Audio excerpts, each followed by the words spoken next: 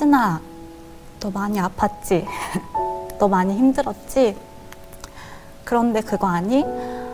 너 그렇게 아플 때 나도 같이 아팠어. 네가 눈물 흘릴 때 나도 같이 울고 있었어. 너는 혼자라고 느꼈겠지만 나는 결코 너를 혼자 내버려둔 적이 없었어.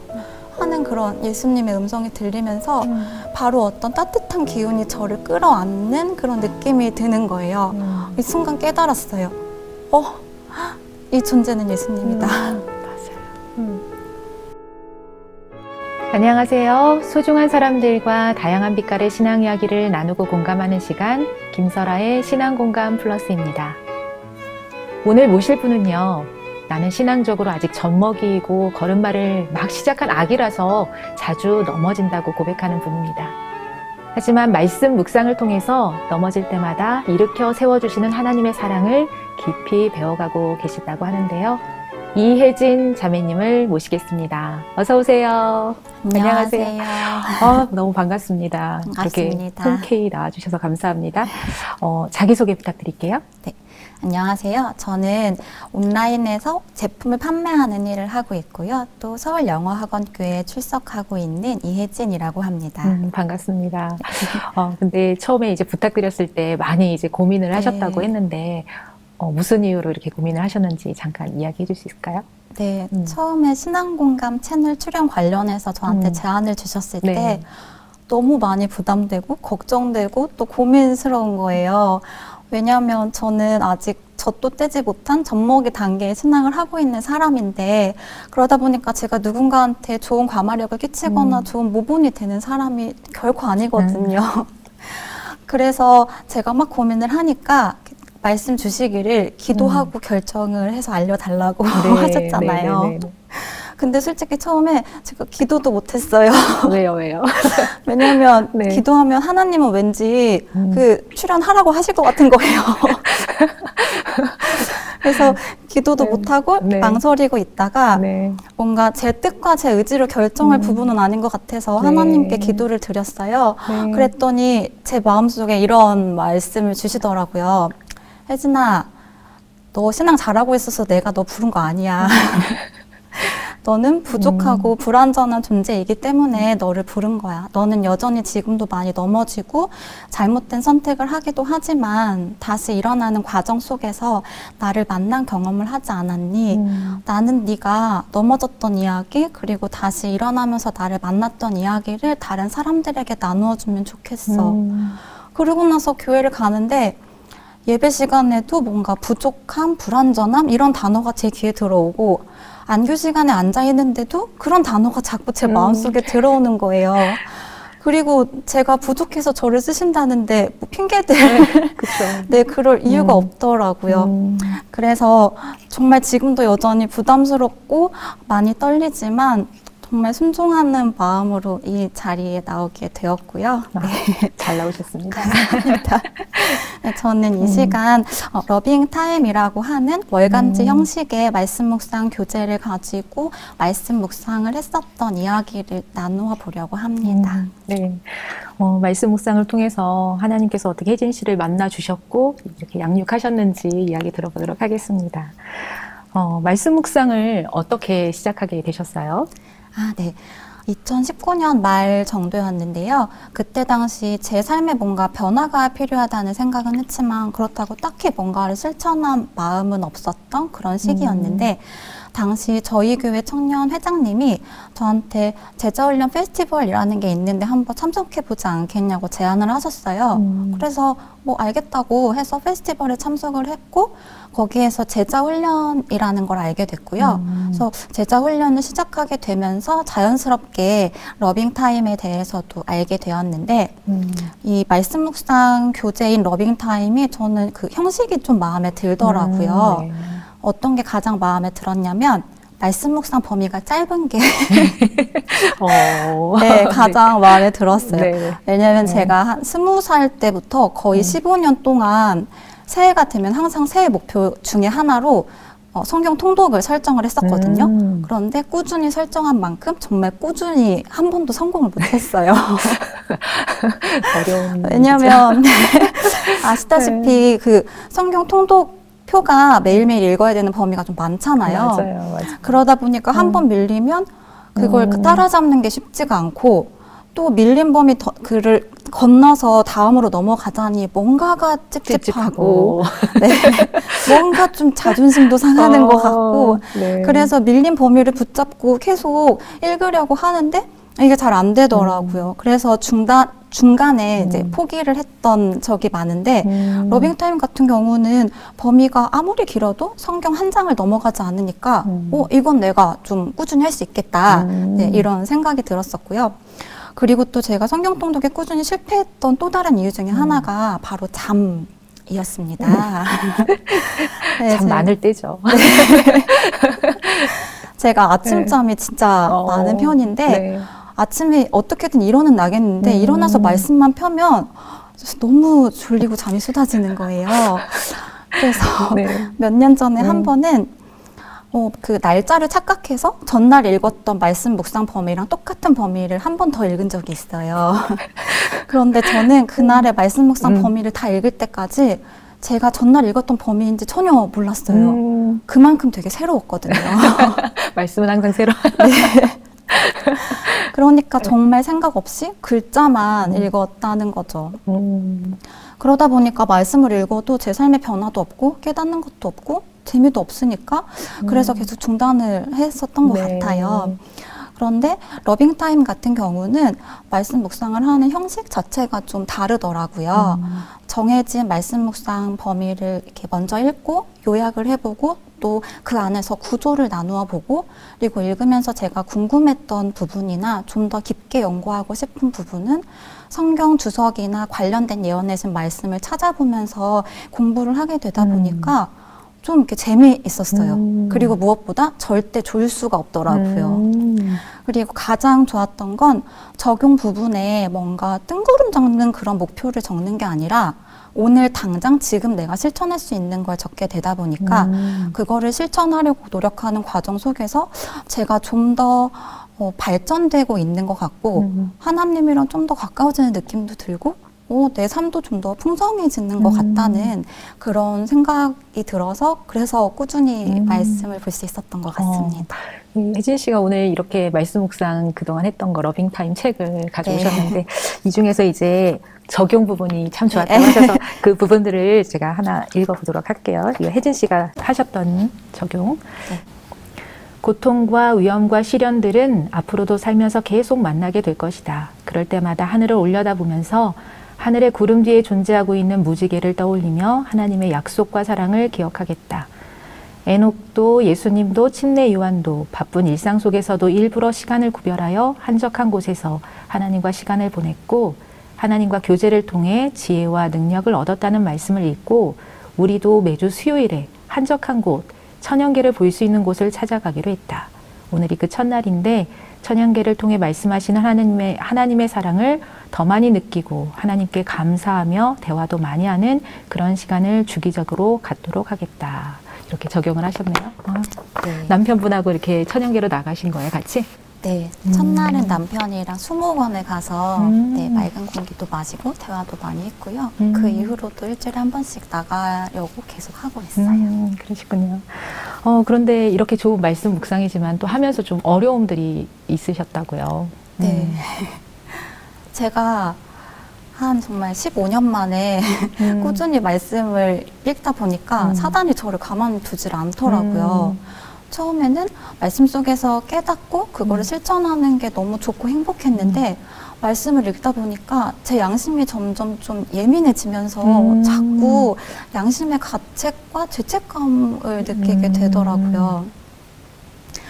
예전에는 일말의 죄책감도 없이 했었던 행동인데 네. 이건 옳지 못한 행동인데 잘못된 행동인 것 같은데 하는 생각이 드니까 그게 마음이 좀 너무 무겁더라고요.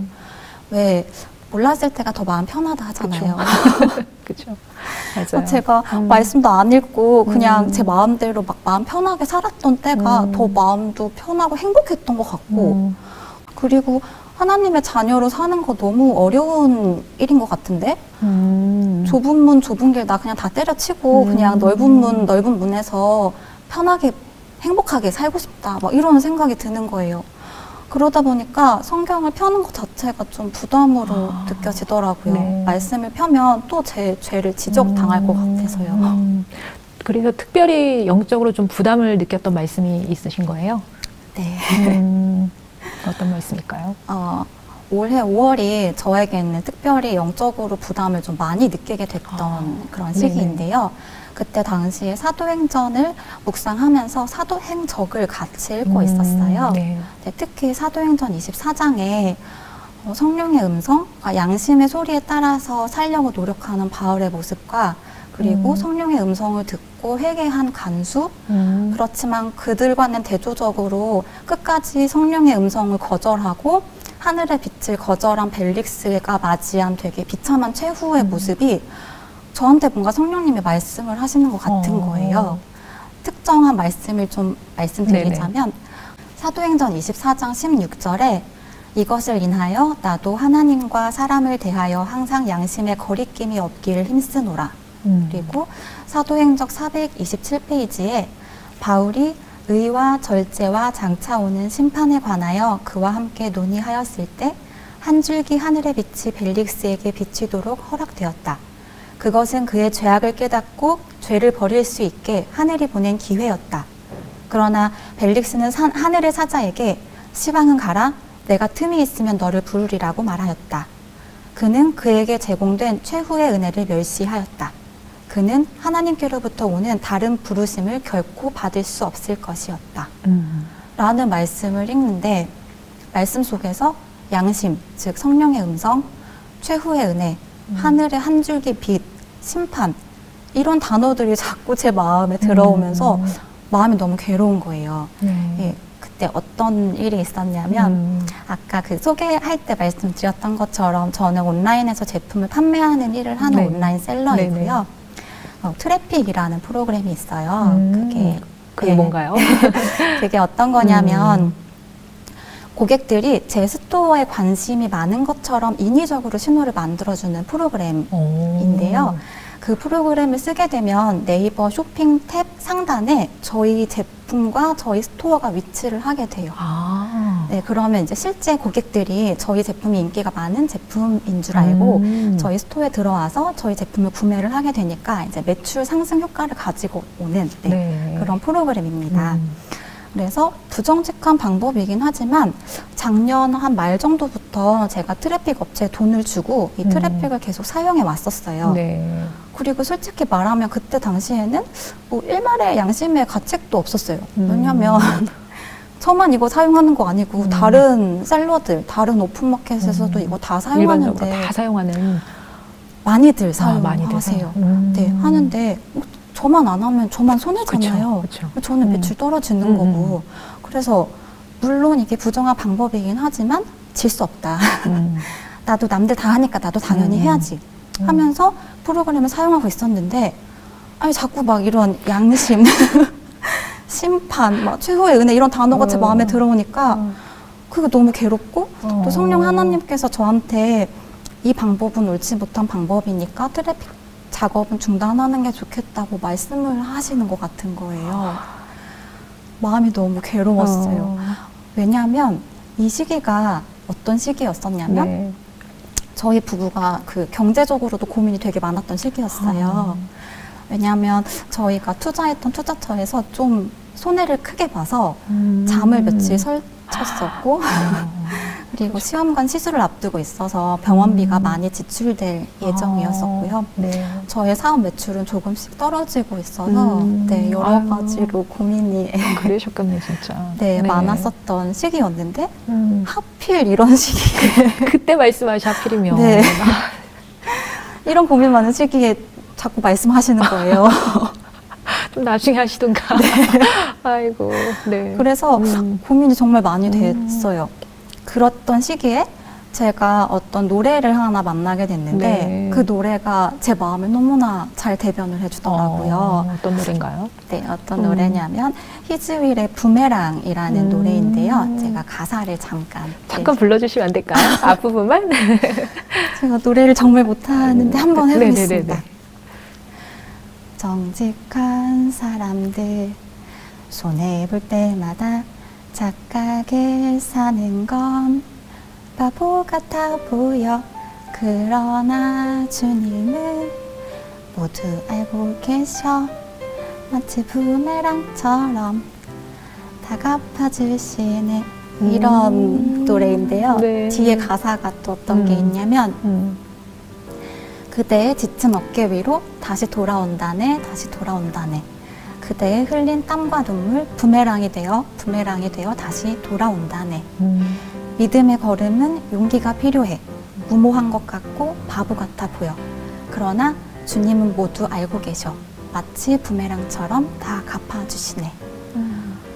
지금 다시 이 가사를 봐도 막 울컥하는데요. 네, 제가 그때 당시에 이 노래를 하루에 수십 번씩 들으면서 마음속으로 계속 되뇌었어요.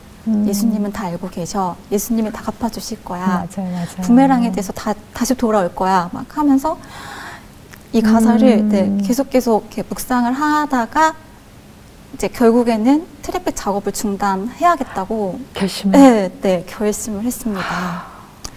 근데 제가 이걸 결심하니까 어떤 생각이 제 마음에 들어오냐면 나 이거 하나님 음성 듣고 순종하는 거니까 하나님이 뭔가 기적 같은 일을 베푸셔가지고 곧바로 갚아주시겠지. 곧바로 막 트래픽 작업 중단해도 순위 안 떨어지게 막아주시지 더 않을까? 올라가 막 뭔가 매출도 더 올려주시지 않을까? 막 이런 그 기복신앙에 기인한 생각이 드는 거예요.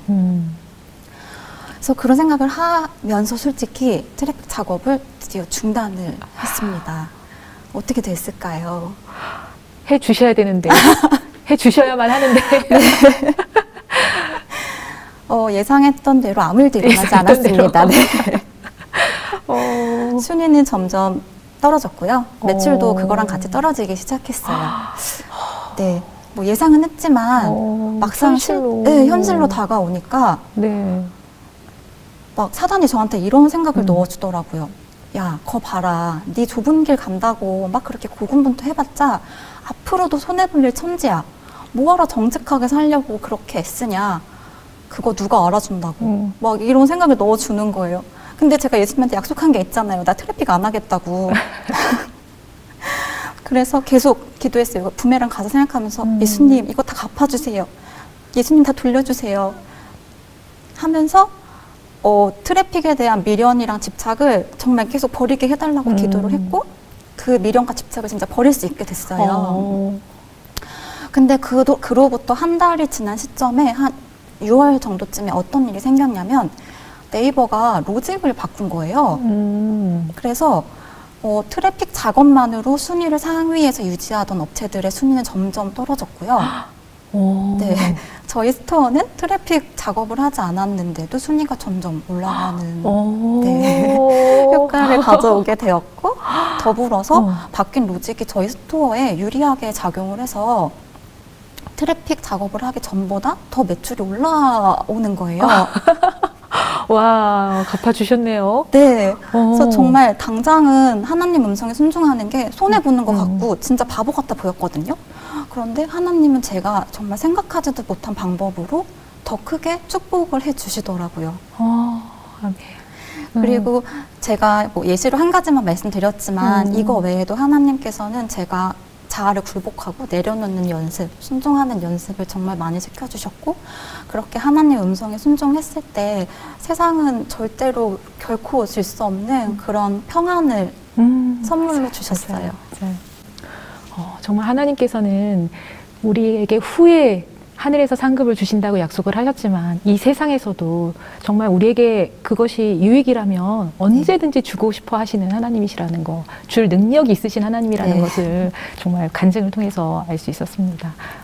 내가 순종할 때 하나님은 준비된 자에게 주시는 하나님의 그 충분한 보상 정말 감사합니다. 더 크게 채워주시는. 네네, 맞아요. 지금 결혼하신 지 좀 몇 년이 지나셨는데 몇 년이 되셨다고 그랬었죠? 올해가 6년 차입니다. 6년 차인데 아직 좀 자녀가 없으시고 그 일로 조금 아픈 경험이 있다고 하시는데 어떤 일이 있었을까요? 네. 저희는 난임 부부예요. 네. 말씀드린 것처럼 결혼한 지 지금 6년 차인데 아직 아기가 없어요. 네. 그러다가 작년에 정말 어렵게 임신이 돼서 저희 정말 너무 기뻐했거든요. 그런데 임신 9주쯤에 아기의 심장이 갑자기 멈추면서 유산을 하게 되었어요. 심장이 멈춘 아기와 남은 조직을 빼내는 수술을 하고 집에 가기 위해서 엘리베이터를 기다리고 있는데 병원 복도에서 만삭의 산모가 거친 숨을 몰아쉬면서 복도를 왔다 갔다 하고 계시더라고요. 출산이 임박한 것 같았고 그 고통을 좀 경감시키려고 심호흡을 하면서 걷고 계신 것 같았어요. 네, 그 모습을 보는데 우리 아기는 오늘 생명을 멈추었는데 누군가의 아기는 오늘 새로운 생명을 시작하게 되는구나, 이런 생각이 들면서 좀 부럽기도 하고 슬프기도 하고 마음이 무너지기도 하고 너무 좀 괴롭고 힘이 들더라고요. 그래서 집에 돌아와서 몇 달간 정말 너무 힘든 시간을 보냈어요. 몸도 마음도. 제가 원래 아기를 진짜 좋아하는데요.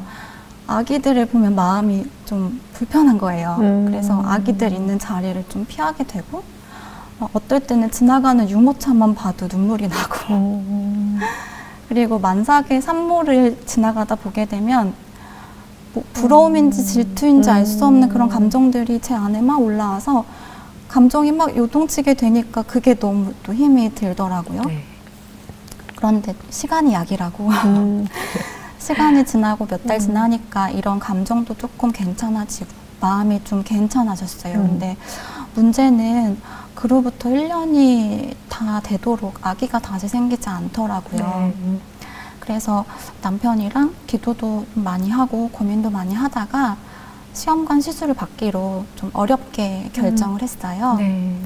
그리고 시험관 시술을 받았는데 여러 가지 어려운 상황이 있었는데도 정말 감사하게도 다시 임신이 되었습니다.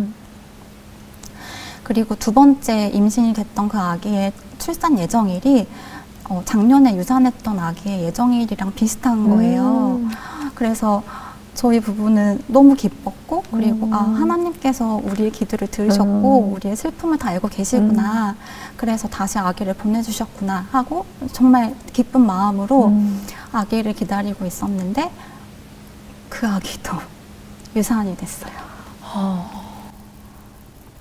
그렇게 두 번의 너무 힘든 시간을 겪으면서 어떠셨어요?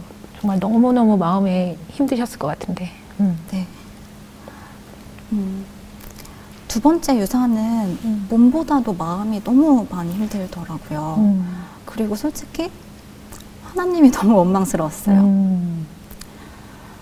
뭐 우리 부부가 일확천금을 구한 것도 아니고 다른 나쁜 걸 구한 것도 아닌데 우리 부부한테 이렇게까지 하실 일인가?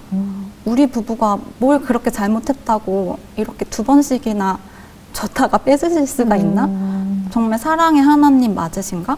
막 이런 생각이 들면서 계속 부정적인 생각이 드는 거예요. 원래 부정적인 생각은 알까기를 하잖아요.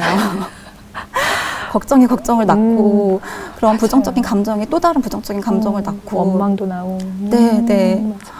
그래서 도대체 하나님의 그 뜻이 이해가 되지 않아서 솔직히 하나님한테 등을 돌리고 반항하는 시기를 보냈습니다. 네. 그래서 교회도 안 가고요. 기도도 안 하고요.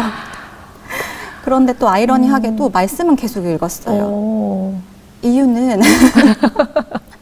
제가 하나님한테 말씀 묵상 꾸준히 하겠다고 약속을 한 게 있었거든요. 그러다 보니까 말씀 묵상까지 중단하면 뭔가 사단한테 지는 것 같은 그 생각이 드는 거예요. 근데 제가 좀 승부욕이 있는 편이거든요. 그래도 좋은 쪽으로 있으시네요. 그래서 사단한테 지고 싶지 않았어요. 그래서 말씀을 계속 읽기 시작했습니다. 그랬더니 말씀 속에서 저한테 실현을 허락하신 이유에 대해서도 말씀해 주시고 진짜 믿음, 참 믿음이 뭔지도 알려주시고 가장 좋은 거를 가장 좋은 타이밍에 주시겠다는 그런 약속도 주셨어요. 근데 그럼에도 불구하고 여전히 제 마음속에 풀리지 않는 응어리 같은 게 조금 남아 있었거든요. 그러다가 어느 날 제가 유산하고 몇 주 지난 안식일이었을 거예요.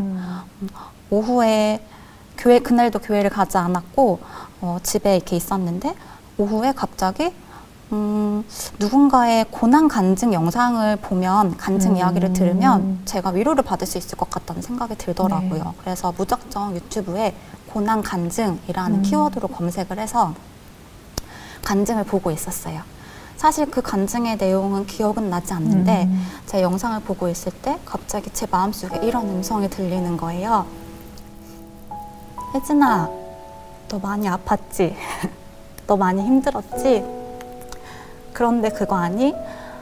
너 그렇게 아플 때 나도 같이 아팠어.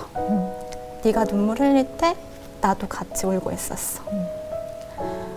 너는 혼자라고 느꼈겠지만 나는 결코 너를 혼자 내버려둔 적이 없었어 하는 그런 예수님의 음성이 들리면서 바로 어떤 따뜻한 기운이 저를 끌어안는 그런 느낌이 드는 거예요. 이 순간 깨달았어요. 이 존재는 예수님이다. 맞아요. 음성을 듣고 그 따뜻한 기운을 느낀 순간 눈물이 너무 많이 나는 거예요. 감사해서. 그래서 소파에 주저앉아서 정말 엉엉 울었어요. 그러면서 예수님, 저 진짜 많이 아팠어요. 저 진짜 많이 힘들었어요. 그리고 반항해서 죄송해요. 그래도 저 너무 많이 사랑한다고 그리고 저 안아주셔서 너무너무 감사해요. 이렇게 얘기를 하면서 저도 모르게 그 원망스러웠던 마음, 서운한 마음이 다 이렇게 사르르 풀리더라고요. 그리고 최근에 되어서야 왜 저한테 그 유산이라는 고난을 2번이나 허락하셨는지 이유를 조금 알게 됐어요. 저는 신앙하시는 부모님 밑에서 태어나서 되게 좀 평탄한 인생을 살아온 편이에요. 공부도 적당히 하고 취직도 적당히 하고 딱히 큰 어려운 인생의 굴곡 없이 좀 살아왔었고 교회도 적당히 열심히 나가고 봉사도 적당히 하고 아침 저녁 기도도 적당히 하니까 저는 그게 제가 신앙을 잘하고 있는 줄 알았어요. 그리고 제가 되게 괜찮게 살고 있는 줄 알았어요. 그런데 제 삶에 하나님이 계시지 않았다는 걸 몰랐어요. 평소에 하나님을 부를 일도 없고 하나님이 필요하다는 거를 느끼지도 못했거든요. 왜냐하면 평소에 스트레스 받을 일도 별로 없으니까 그냥 제 삶에 그렇게 만족하면서 살았던 거예요. 네. 그러다 보니까 하나님은 혜진아, 나 좀 봐.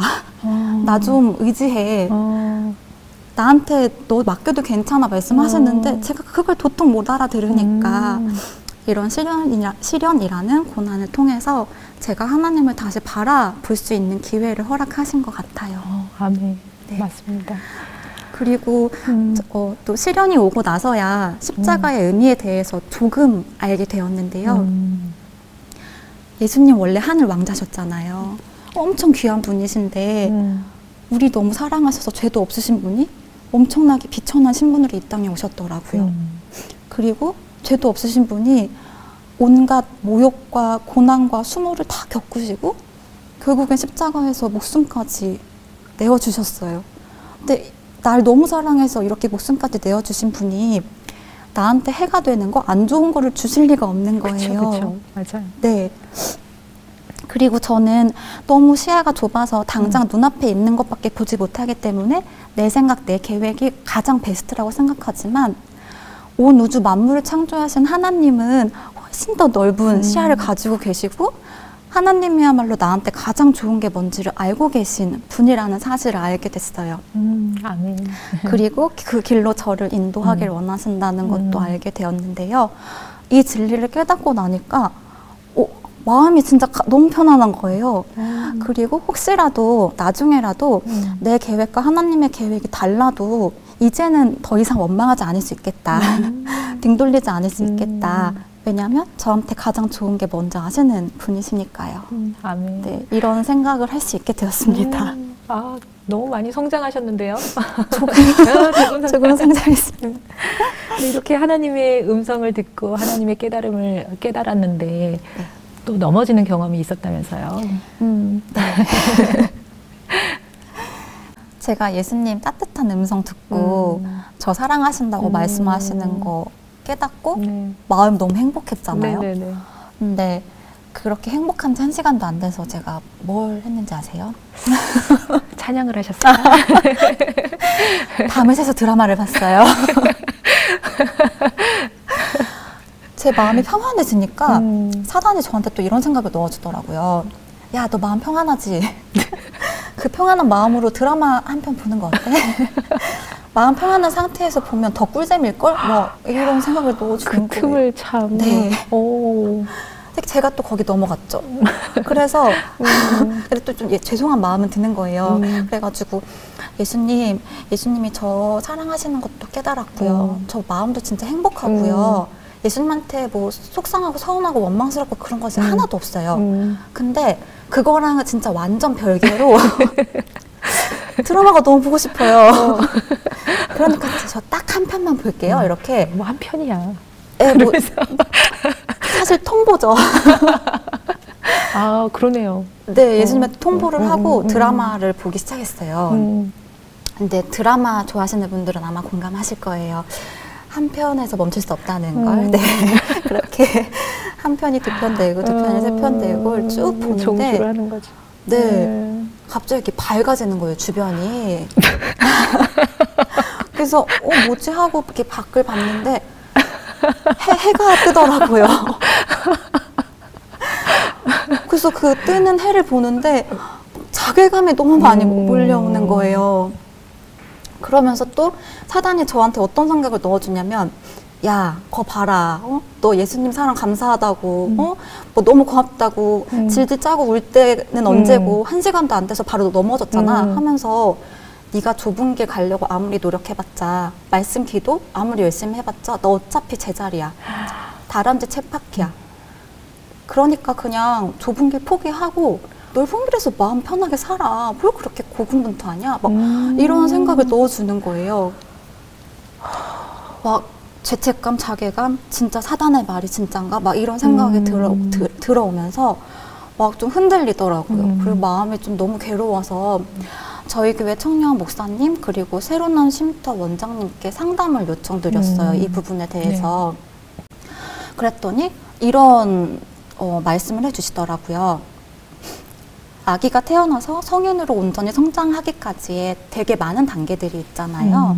그런데 신앙에도 그런 단계가 있다고 말씀하시면서 생애의 빛을 보면 그 신앙의 단계가 되게 잘 나와 있다고 말씀을 하시면서 사람이 예수님의 음성을 듣거나 예수님을 만나는 경험을 한번 하면 그때 내가 성인이 됐다고 생각을 한대요. 그러니까 한번 넘어지면 이 뭐지 하면서 엄청난 자책감과 자괴감을 갖게 되고 신앙하는 거 너무 어려운데 좁은 길 너무 어려운데 하는 오해를 하게 된다는 거예요.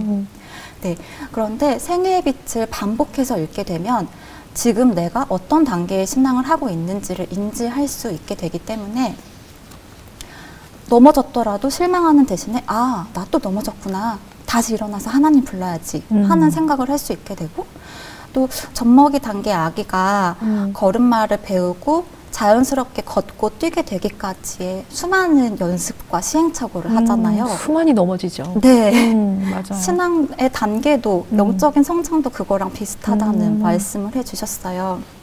그렇게 우리의 신앙도 넘어지고 다시 일어나는 그런 성장의 과정을 거치면서 점점 더 성장하게 되는 거더라고요.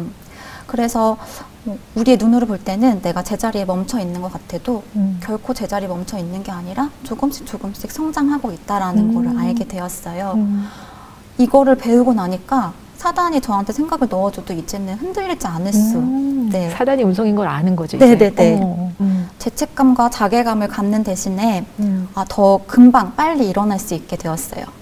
그리고 이렇게 예수님께서는 다른 사람들을 통해서, 말씀을 통해서, 또 다양한 방법들을 통해서 저를 얼마나 사랑하시는지 많이 알려주셨습니다.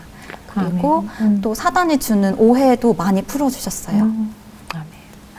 정말 사단은 시시때때로 정말 그 틈에 네. 하나님을 오해하게 하고 네. 또 죄책감을 갖게 하고 정말 너무 영리하게 우리를 계속해서 이렇게 괴롭히는데 네, 네.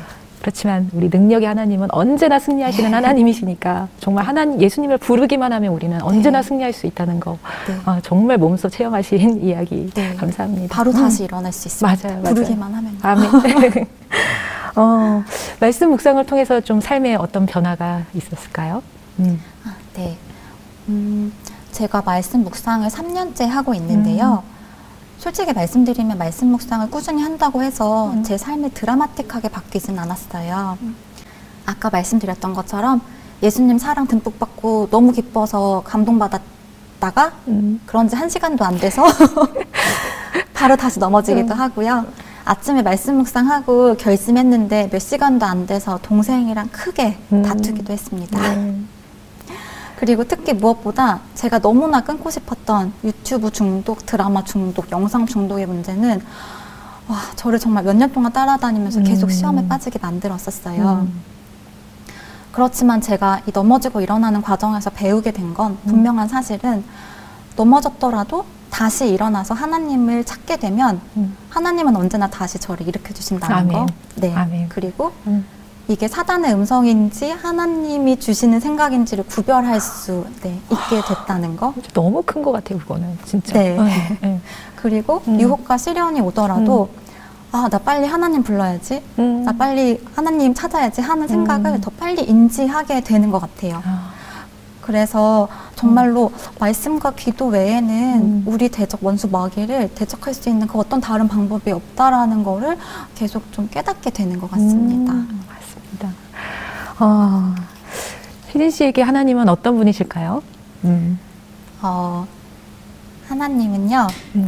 죽기까지 저를 사랑하셔서 제가 그 누구보다 행복해지기를 그 누구보다 간절히 원하시는 분이시고요.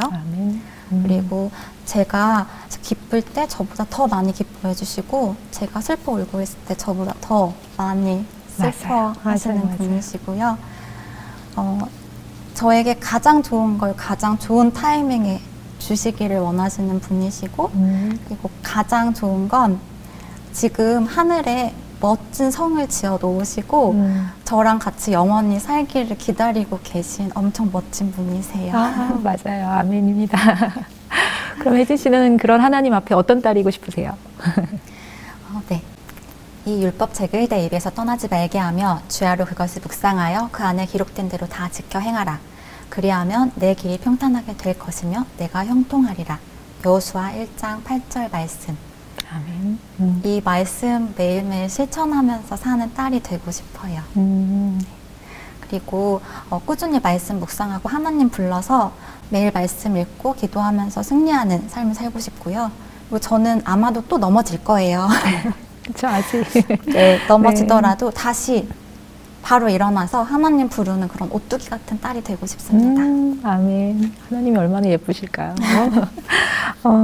오늘 혜진 씨가 이렇게 넘어지고 일어나면서 만난 하나님과의 그 추억의 이야기들을 오늘 들려주셨는데 앞으로 지내면서 혜진 씨가 얼마나 더 많은 하나님과의 추억들을 쌓아갈지 정말 기대가 되고요. 하늘에 가면 혜진 씨는 하나님하고 할 이야기가 너무 많을 것 같다는 생각이 들어요. 많을 것 같아요. 네, 맞아요. 하나님 그때 그렇게 말씀하셔서 저 얼마나 위로가 됐는지 몰라요. 하나님 너무 잘 이렇게 이야기를 할 것 같고 혜진 씨가 이제 자신을 젖먹이에 불과하고 이제 막 걸음마를 시작한 아기에 불과하다고 이야기를 했는데 그럼에도 불구하고 하나님께서는 혜진 씨 너무 좋다, 너무 예쁘다, 정말 아름답다 이렇게 말씀하실 것 같아요. 정말요? 왜냐하면 혜진 씨가 하나님 안에 있기 때문에 하나님은 그렇게 말씀하실 것 같습니다. 매일 말씀을 통해서 하나님의 품성을 배우고 순종함으로 그 품성을 닮아가는 예수님과 동행하는 그런 삶에 계속되기를 기도하겠습니다. 오늘 귀한 간증 감사합니다. 감사합니다. 감사합니다.